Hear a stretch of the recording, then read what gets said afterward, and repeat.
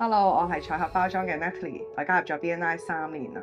其實喺未入 BNI 之前，我覺得做包裝嘅路上係好孤單、好被動。除咗好辛苦之外，其實交付都會遇上好多困難。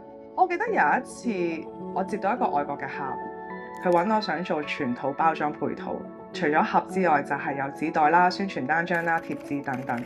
我嗰刻發現，原來我工廠有好多工序上邊都唔係最有優勢，我係眼白白睇住張單冇咗嘅。加入咗 BNI 之後，識咗好多唔同行業嘅老闆，其實仲有好多都係同我同行做包裝嘅喎。我發現就算係同一條產業鏈，我哋都好多上下游嘅合作機會。將自己唔擅長或者做唔到嘅工序分包出去，自己把控翻質量，反而咁樣傾單成功率仲會更加高。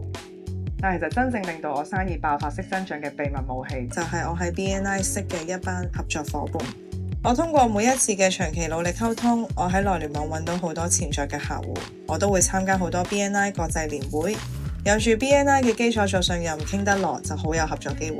所以你 BNI 呢3年，其實我真係收到好多夢幻引薦，我亦有一班好強勁嘅合作夥伴喺我背後支持我、撐我。